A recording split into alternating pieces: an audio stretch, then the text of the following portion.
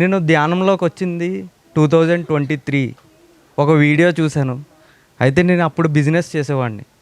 నాకు యూట్యూబ్లో వీడియోస్ వస్తాయి కదా, మీరు ధ్యానం చేస్తే సంపదను సృష్టించవచ్చు అని.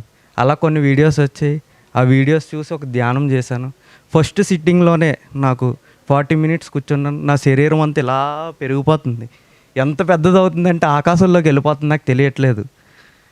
ఏంట్రో బాబు ఏం జరుగుతుంది నా లోపల అని చెప్పేసి ఒకసారి బయటకు వచ్చాను, మామూలు కళ్ళు తెరిచేసాను. ఆ తర్వాత దీనికి ఒక గురువు కావాలి అని అర్థమైంది. నాకు తెలియకుండానే ఒకరోజు రాము సార్ గురించి ఒక వ్యక్తి నాకు చెప్పారు.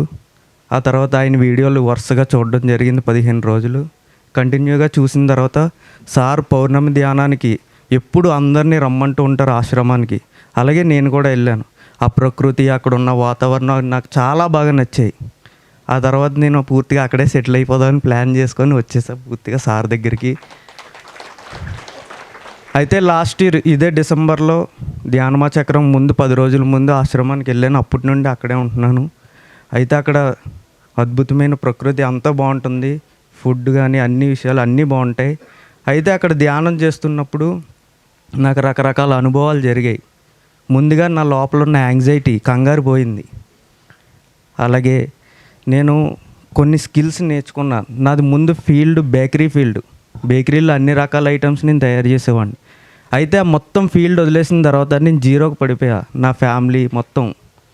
ఎప్పుడైతే నేను ధ్యానం చేస్తూ నా లోపల ఉన్న ఆలోచనలు నేను గమనించడం మొదలుపెట్టానో, నాకు ఏం జరుగుతుంది అనేది నేను తెలుసుకున్నాను. ఆటోమేటిక్గా నేను ఏమైతే ఆలోచనలు చేంజ్ చేసుకున్నానో ఆటోమేటిక్గా నా లోపల స్కిల్స్ అనేది నేను డెవలప్ చేసుకున్నా. యూట్యూబ్లో చూడడం, ఇక్కడ ఉన్న నా టెక్నికల్ టీం ప్రతి ఒక్కరూ నాకు సపోర్ట్ చేశారు. వాళ్ళ ద్వారాగా ఈరోజు నేను ఎడిటింగ్ ఫీల్డ్లో డిజైనింగ్స్ అవి నేను చేస్తున్నాను.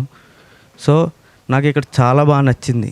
ఇలాగే యూత్కి, ప్రతి ఒక్కరికి కూడా ఇక్కడ అవకాశం ఉంటుంది. యూత్కి బాగా మెయిన్ యూత్కి అయితే వాళ్ళకి ఉండడానికి కానీ అన్ని రకాల సౌకర్యాలు చూసుకుంటారు.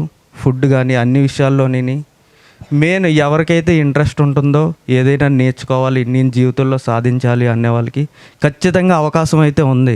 అవకాశాలు ఉన్నాయి, కానీ మనం చూడాలి దాన్ని. నాకు అనిపించింది అది. నాకు ఒక ఎక్స్పీరియన్స్ జరిగింది, అది కూడా మీకు చెప్తాను. Astral travelling experience. అయితే ఇది నేను ఫస్ట్ ధ్యానం సార్ వీడియోలు చూసినప్పుడు, సార్ ఇప్పుడు కూడా నేను గోడల్లో వెళ్ళాను, గాల్లోకి తిరిగానని చెప్తే ఆ వీడియోలు చూసిన తర్వాత నాకు అనిపించింది నేను కూడా చెయ్యాలి. లాస్ట్ ఇయర్ ఇదే ధ్యానమా చక్రంలో పత్రిసార్ విల్లాలోని నేను పొద్దున్నే 3 గంటలకు వెళ్ళి అక్కడ ధ్యానం చేశా. అలా 2 రోజులు కంటిన్యూగా ధ్యానం చేసేవాడిని. 3 గంటల నుండి 5 గంటల వరకు అక్కడికి వెళ్ళి చేసేవాడిని. అయితే ఇక్కడ రిసెప్షన్లో వీళ్ళు పని చేసేవారు, నేను ఎస్కేప్ అయ్యి అక్కడికి వెళ్ళిపోయేవాడిని. ఆ టైంలో వెళ్ళి అక్కడ ధ్యానం చేసేవాడిని. అలా ధ్యానం చేస్తున్నప్పుడు ఒకసారి నా శరీరంలో నుండి ఇలా శరీరం బయటికి రావడం, ఇది ఒకసారిగా జరగలేదు. దానికి ముందు నేను ఎన్నో రకాల థాట్స్ పెట్టాను. దాని గురించి సారే చెప్తారు, మనకి ఏం కావాలంటే దాని గురించి ఎక్కువగా ఆలోచన చేయాలి, ఎక్కువగా థాట్ పెడుతూ ఉండాలి, రిలీజ్ చేయాలి. ఆ థాట్స్ రిఫ్లెక్ట్ అయ్యి మన జీవితంలో జరుగుతూ ఉంటాయి అని చెప్పేసి అది నేను బాగా నమ్మాను. ఎంత నమ్మానంటే అంతవరకు నమ్మా. అది మళ్ళీ అప్పుడే జరిగింది. మళ్ళీ రామంటే రాదే, నాకు అర్థం కావట్లే. అప్పుడు ఏం జరిగిందంటే విల్లాల్లో పడుకున్నా, ధ్యానం చేసి అక్కడే సీట్ మీద అలా పడుకున్నా, నా శరీరంలో నుండి ఎలా వచ్చి డైరెక్ట్ అక్కడ పిరమిడ్కి వెళ్ళా. నిజాలపూర్ పిరమిడ్ మీద గాల్లో తిరుగుతున్నా. ఒకసారి నేనేటి గాల్లో ఉన్నాను, నాకే భయం వేసింది ఒకసారి. అప్పుడు నమ్మాను ధ్యానంలో నిజంగా శక్తి ఉంది అని నాకు తెలిసింది. నేను మనస్ఫూర్తిగా నమ్మాను ధ్యానాన్ని. అప్పటి వరకు ధ్యానం అంటే ఏంటి, కళ్ళు మూసుకొని కూర్చోవడమా అనుకున్నా. కాదు, ఇందులో ఏదో ఉందని తెలుసుకున్నా. మళ్ళీ రమ్మంటే రావట్లేదు. ఇప్పుడైతే జరుగుతుంది. అలా మెల్లిగా ప్రయత్నం చేస్తూ ఉంటాను ఇప్పుడు కూడా, కానీ అవుతుంది. సో నేను డిజైనింగ్ నేర్చుకుంటున్నాను ఇక్కడ ఉండి. నాతో పాటు టెక్నికల్ టీం డెవలపర్స్ ఉన్నారు. ఇక్కడ యాప్ డెవలప్మెంట్ అది చేస్తారు, డిజిటల్ మార్కెటర్లు ఉన్నారు నాతో పాటు ఉండేవాళ్ళు. ఏ విషయం అయినా సరే. ఈ అబ్బాయి చదివింది ఎంత?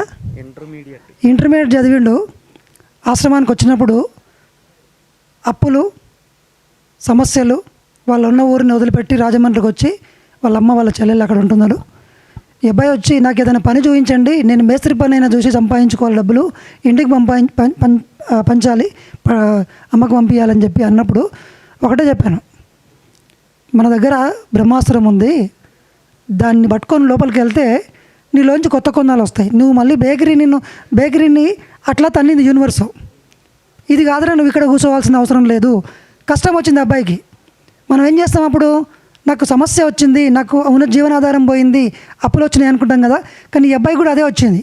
ఈ అబ్బాయి కూడా మళ్ళీ ఓల్డ్ థింకింగ్లో ఉన్నాడు. ఫస్ట్ నేను పని చేస్తాను, మేస్త్రి పని చేస్తాను, లేబర్ పని చేస్తానని చాలా గట్టి మనిషి, చాలా గట్టి పని చేస్తాడు. చేశాడు కూడా, ఓ 10,000 సంపాదించి ఇంటికి పంపించాడు. కానీ ఒకరోజు చెప్పి, ఇది కాదు నువ్వు చేయడానికి వచ్చింది, నీ లోపల ఇంకేదో ఉంది, ధ్యానం బాగా చెయ్యను. తర్వాత ఒకరోజు ఒక 15 డేస్ 20 డేస్ అయిన తర్వాత ఒక చిన్న వీడియో చూపించాడు నాకు. ఒక యానిమేషన్ వీడియో చేసిండు యూట్యూబ్లో చూసి.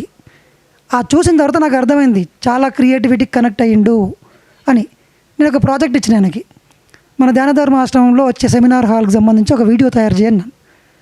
ఆ వీడియో చేసిండు ఎంత అద్భుతంగా అంటే 3 లక్షల రూపాయల కాస్ట్. ఆ వీడియోను 15 రోజుల్లో ఖాళీ యూట్యూబ్లో చూసి నేర్చుకున్నాడు. గట్టిగా చప్పట్లు కొడదాం. ఇప్పుడు ఆయనకు అర్థమైంది. ఇప్పుడు నీకు అర్థమైందా? అర్థమైంది ఏం సార్. చేస్తావు ఇప్పటి నుంచి? సార్ ఆ వీడియో ఎలా చేసావు? వీడియో మొత్తం అంతా కూడా యూట్యూబ్లో చూడడం, సార్ గైడెన్స్ తీసుకున్న లేఅవుట్ ఇచ్చారు సారు. ఆ లేఅవుట్ ప్రకారం నా విజువలైజేషన్ ప్రతిరోజు అక్కడికి వెళ్ళేవాడిని. సెమినార్ హాల్ అక్కడికి వెళ్తే ఏముండవు, పిల్లర్స్ మాత్రం ఉంటాయి, చుట్టూ ప్రకృతి. అందులో కూర్చునేవాడిని, ధ్యానం చేసేవాడిని. సార్ ఏమో ఇక్కడ రూమ్ రావాలి, ఇక్కడ హాల్ రావాలి, అక్కడ స్క్రీన్ రావాలి, ఇక్కడ మెట్లు రావాలి, ఇవన్నీ చెప్పేవారు. అయితే అక్కడ విజువలైజేషన్ చేసి నా ఊహాశక్తిని వాడి అదంతా క్రియేట్ చేశాను. అదంతా కూడా ఊహాశక్తి వల్లే జరిగింది. నాకు ఆ స్కిల్ రాదు. నేను చదివింది ఇంటర్మీడియట్టే. ఆ ప్రాంప్టింగ్ అంటే తెలియదు, ఏమి తెలియదు. ChatGPT అన్నీ నేర్చుకున్న ధ్యాన ధర్మాశ్రమంలోనే. మొత్తం టెక్నికల్ వర్క్, టైపింగ్ మొత్తం అన్నీ కూడా అక్కడే నేర్చుకున్నా. అంతకుముందు నాకు పొద్దున్న లేగాలి, పిండి పిసకాలి, కలపాలి, అదే తెలుసు. కానీ మొత్తం నేర్చుకున్నది అయితే ఇక్కడే. Thank you Narayana.